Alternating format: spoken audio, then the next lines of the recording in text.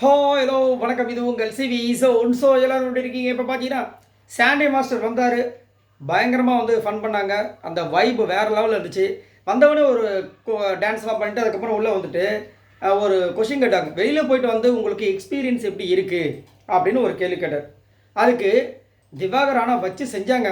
ஏன்னா திவாகர் வந்து அந்த தற்பெருமை விஷயங்களை வந்து இன்னுமே விடவே மாட்டார். அதை வந்து சொல்லும்போது அவர் காண்டாயிட்டார். நான் சொல்கிற வரைக்கும் பேசாதன்ற மாதிரி கலாச்சி விட்ட விஷயங்கள் போச்சு பயங்கரமாக. அதுக்கப்புறம் ரம்யாவை கேட்கும்போது இந்த ஆடலும் பாடலும் அப்படின்னு ஒரு இமேஜ் வந்து எனக்கு இப்போ மாறி இருக்குது, நல்ல விதமாக போயிட்டுருக்குன்னு சொன்னோன்னே இவர் சிரிச்சிட்டார்.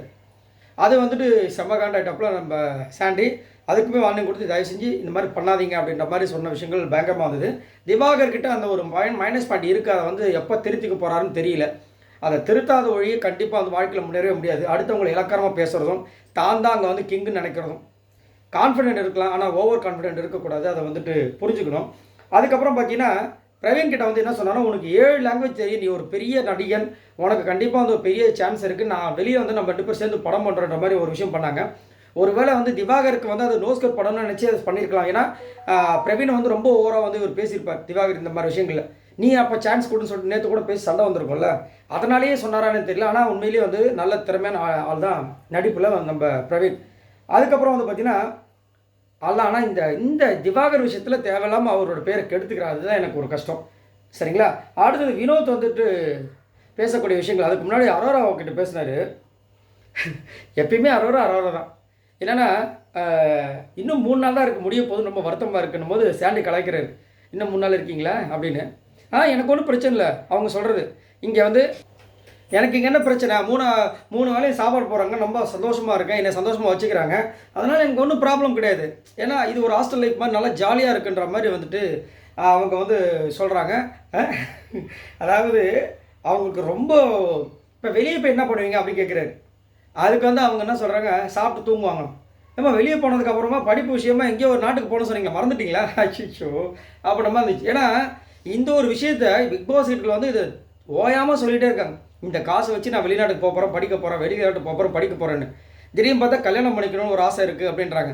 திடீர்னு பார்த்தா அதாவது வெளியில் இருக்கும்போது இந்த மாதிரி விஷயங்கள் எதுவுமே வந்துட்டு ஷேர் பண்ணவே இல்லை. இங்கே பிக் பாஸ் கேமில் வந்துட்டு ஒரு விஷயம் வேணும்ல, அதுக்காக அந்த ஒரு விஷயத்த சொல்கிறாங்க. ஆனால் இப்போ என்ன சாண்டி மாஸ்டர் கிளாஸ் வெளியில் போய்ட்டு அப்போ என்ன பண்ணுவீங்கன்னு கேட்டவுடனே எவ்வளோ பெரிய விஷயம் ஒருத்தவங்க வந்து கேட்குறாங்க. இல்லை நான் வெளியே போய்ட்டோன்னே படிக்க வெளிநாட்டுக்கு போகணும் அப்படின்னு சொல்லியிருந்தோம்ல, சாப்பிட்டு தூங்குவேன் அப்படின்னு இருக்காங்க. அவர் டென்ஷன் ஆகிட்டார். அடுத்ததே வந்துட்டு ஸ்டேட்டாக வினோத்துக்கிட்ட போயிட்டார். எதுவுமே பேசவே இல்லை அவருக்கு. அப்போது என்ன கேட்டார்னா, வினோத்துக்கிட்ட தான் செம்ம மாசு, உனக்கு பெட்டி எடுக்க யார் ஐடியா கொடுத்ததுன்ற மாதிரி கேட்டார். பயங்கரமாக அப்படியே ஒரு மாதிரி இருந்தது. பக்கத்தில் வேறு அரோரா உட்காந்துங்க. அரோரா மூஞ்சி சரியே இல்லை. அதுக்கப்புறம் வந்து வெளியே நம்ம நிறைய பேச வேண்டியது இப்போ உங்ககிட்ட. எனக்கு என்ன சொல்கிறதுன்னு தெரியல, பெரிய விஷயத்தை நீ விட்டுட்ட அப்படின்ற மாதிரி டென்ஷன் ஆகிறாரு. இதை தான் நம்மளும் சொல்லிட்டு இருந்தோம், பெரிய விஷயத்தை விட்டுட்டுங்க. ஏன்னா இப்போ அவர் வந்து அந்த பணப்படி எடுக்காமல் இருந்திருந்தால் சாண்ட்ரா மேபி எடுத்துருக்கலாம். ஆனால் சாண்ட்ராவும் வந்துட்டு எனக்கு அது மாதிரி பாசிட்டிவ் எந்த ஒரு இதுவுமே வரலன்னு. ஸோ ஒரு கன்ஃபியூஷன் ஆனதுக்கு அங்கே வேறு யாராவது எடுத்திருந்தாங்க வச்சுங்களேன், மேபி யாராவது எடுத்துருக்கலாம். யாராவது எடுத்துருந்தாங்கன்னா இப்போ வந்து இந்த டாப் இருந்து வேறு மாதிரி மாறி இருக்கும். ஸோ கொஞ்சம் இன்ட்ரெஸ்டிங்காக போகிறது வாய்ப்பு இருக்குது. ஏன்னா வினோத்தை வந்துட்டு அதில் வந்து லீடிங்கில் இருக்கார். ஸோ ஒரு ஒரு சின்ன ஒரு எதிர்பார்ப்பு நிறைய பேருக்கு கிளப்பியிருக்கும். பட் இப்போ வந்து கொஞ்சம் அப்படி இப்படின்னு போயிட்டுருக்கு இல்லையா, அதை சொல்கிறாங்க. ஸோ இந்த மாதிரி தான் போச்சு நம்ம சாண்டி மாஸ்டர் கேட்ட விஷயங்கள்.